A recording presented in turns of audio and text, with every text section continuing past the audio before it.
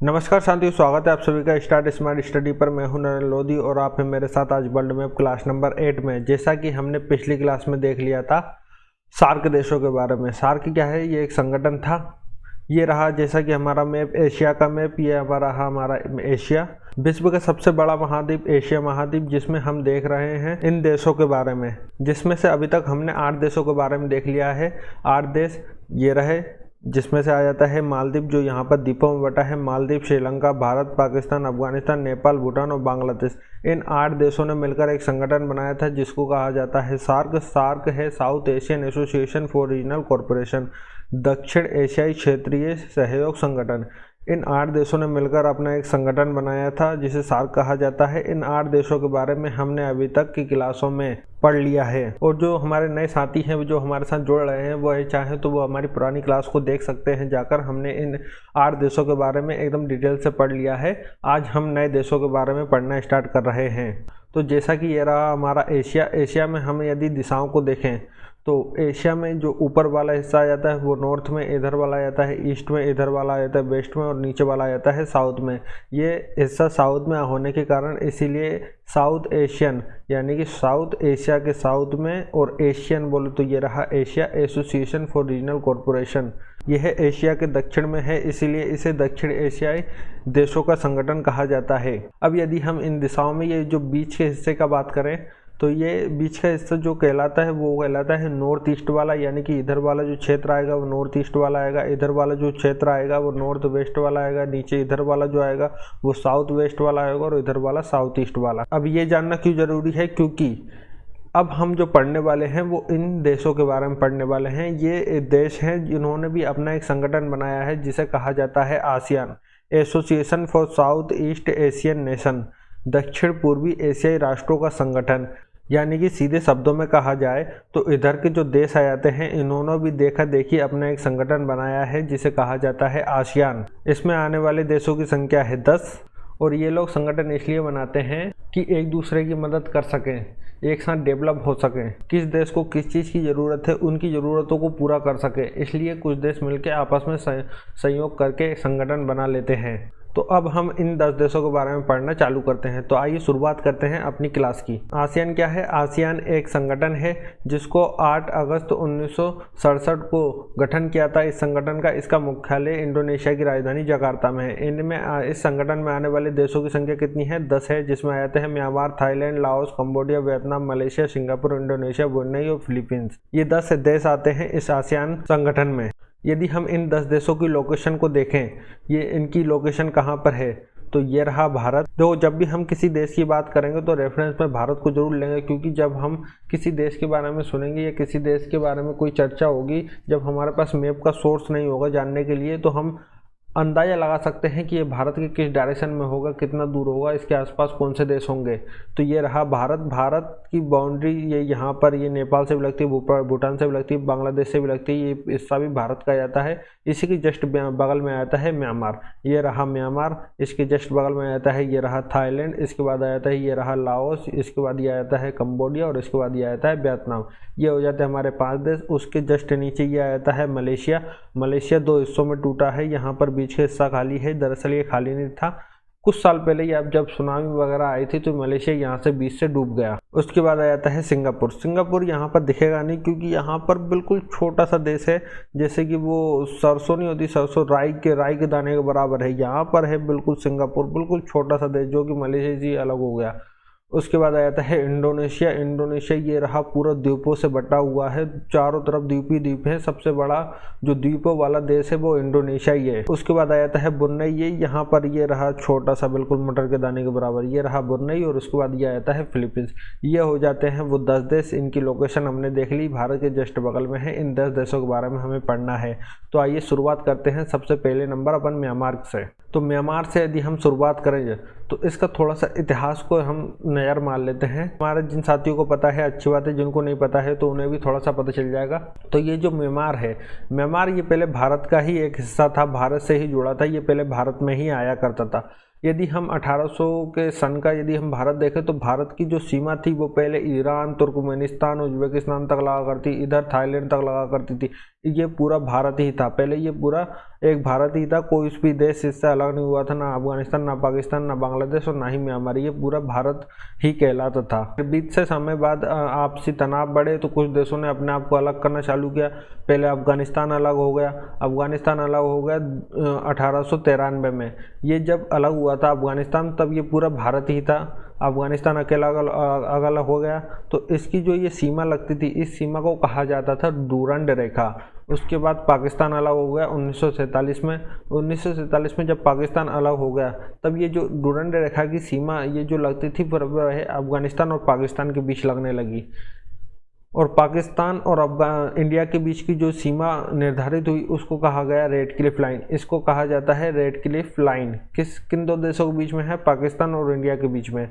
और डूरंड रेखा किस दो देशों के बीच में है? अफगानिस्तान और पाकिस्तान के बीच में। 1947 में पाकिस्तान अलग हो गया, इसने अपने हिस्सा मांग लिया। ये पाकिस्तान का एक टुकड़ा इधर और रहा और एक टुकड़ा इधर रहा। ये था पश्चिमी पाकिस्तान और ये था पूर्वी पाकिस्तान। पूर्वी पाकिस्तान कैसे आगे जाके बांग्लादेश बन गया, इसके बारे में हमने अपनी पिछली वीडियो में बताया है क्लास 7 में, तो आप उसे जाकर देख सकते हैं कैसे पूर्वी पाकिस्तान बना बांग्लादेश। उसके बाद ये रहा म्यांमार। म्यांमार 1937 में फिर म्यांमार भी अलग हो गया भारत से। तो अब हम देखते हैं म्यांमार की कुछ विशेषताओं को, कुछ इसके मेन पॉइंटों को भी देखते हैं। 1935 के भारत शासन अधिनियम के द्वारा 1937 में म्यांमार अलग हुआ था। आज़ादी से ठीक 10 साल पहले भारत को आज़ादी मिली 1947 में, उससे 10 साल पहले 1937 में म्यांमार भारत से अलग हो गया। इनको अलग किया था अंग्रेजों ने, क्योंकि इस समय अंग्रेजों का शासन चल रहा था। अंग्रेजों ने 1937 में भारत को एक और टुकड़े में तोड़ दिया, जिसे म्यांमार को भारत से अलग कर दिया।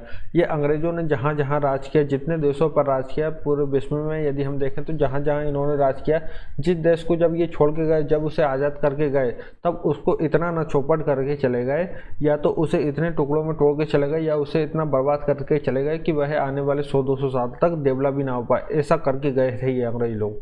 तो भारत से जाते जाते ये म्यांमार को भी भारत से अलग करते हुए चले गए। म्यांमार, इसका पुराना नाम था बर्मा। जब ये आज़ाद नहीं हुआ था 1937 से पहले, जब ये भारत का हिस्सा था, तब इसे जाना जाता था बर्मा के नाम से, बर्मा। फिर इसके बाद इसकी जो राजधानी थी वो यंगून थी, रंगून भी कहा जाता है इसी को। इसकी पुरानी जो राजधानी थी रंगून या यंगून, दोनों नाम एक ही हैं, रंगून या यंगून इसकी राजधानी थी।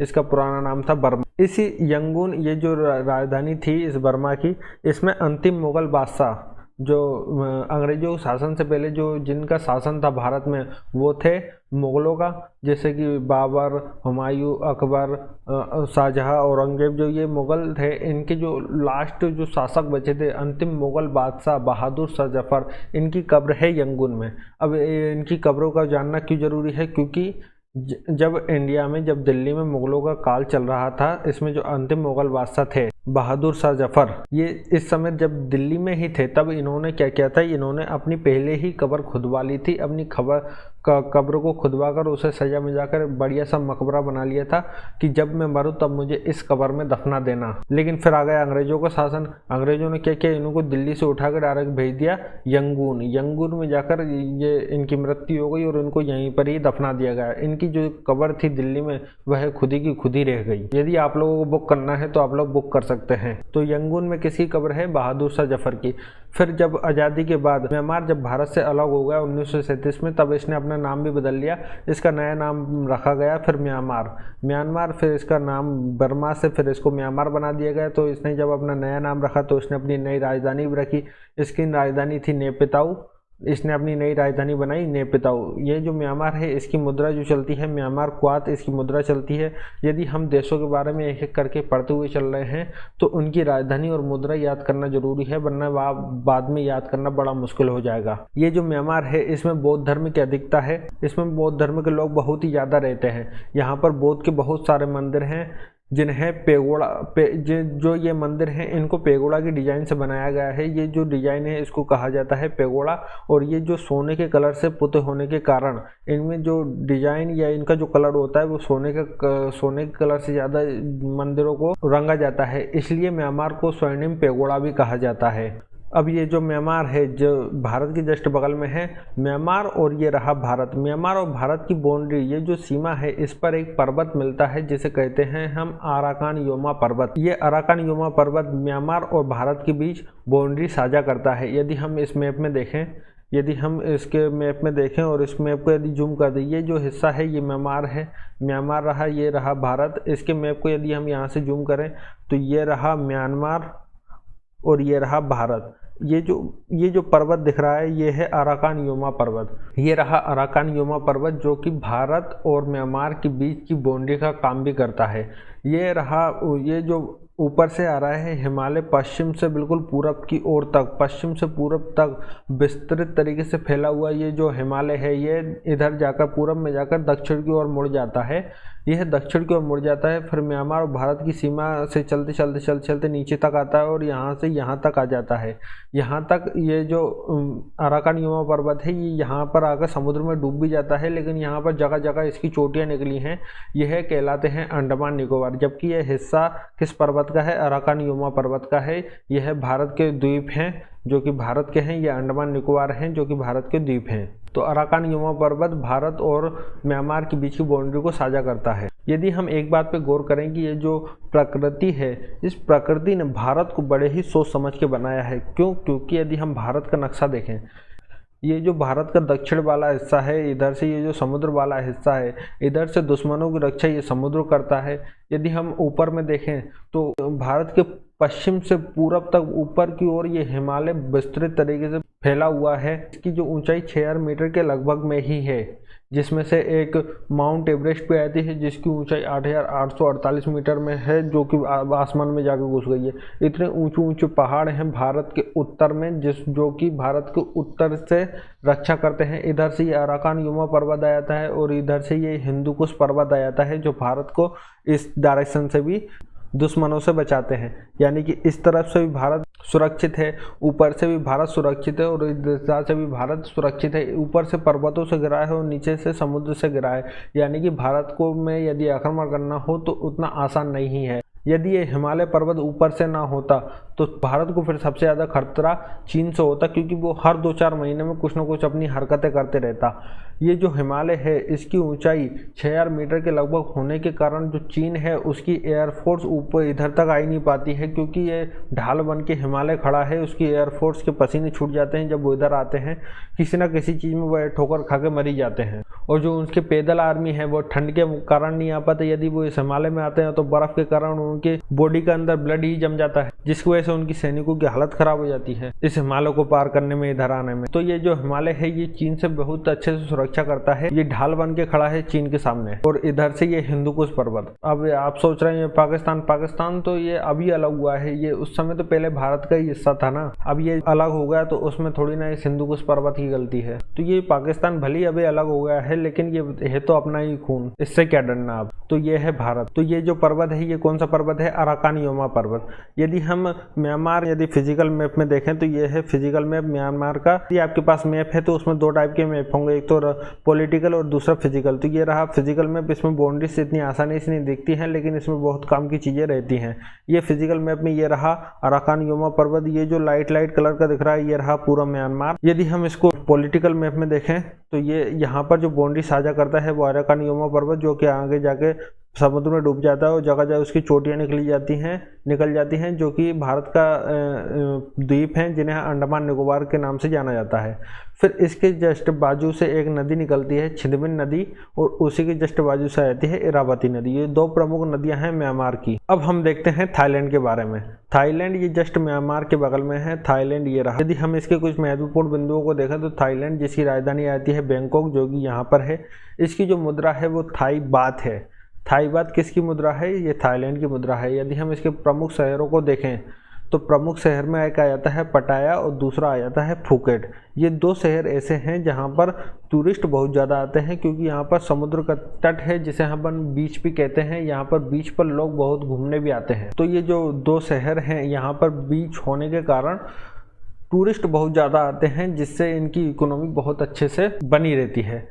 थाईलैंड जिसे हम सफ़ेद हाथियों का देश भी कहते हैं, इसे हम सफ़ेद हाथियों वाला देश भी कहते हैं, क्योंकि यहाँ पर सफ़ेद हाथी पाए जाते हैं। और यहाँ पर एक खाड़ी है जिसे कहा जाता है थाईलैंड की खाड़ी।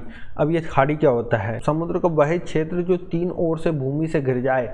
जैसे कि यहाँ पर यदि हम थाईलैंड के नीचे देखें तो ये एक समुद्र जो है वह इस साइड से भी गिरा है, ऊपर से भी गिरा है और इस साइड से भी गिरा है।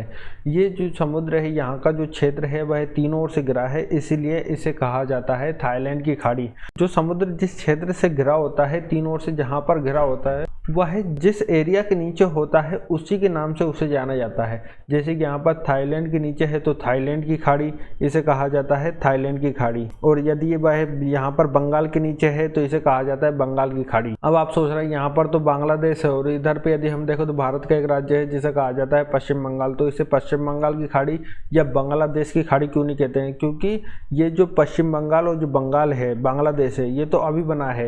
ये भी हमने अपनी पिछली वीडियो में बताया था क्लास 7 में कि बांग्लादेश, बंगाल ये क्या थे, कैसे ये इनका विभाजन होता गया और कैसे इनका नाम बदल गया। इनका नाम तो अभी बदला है, पहले तो ये पूरा बंगाल ही था, इसीलिए इसे बंगाल की खाड़ी के नाम से जाना जाता है।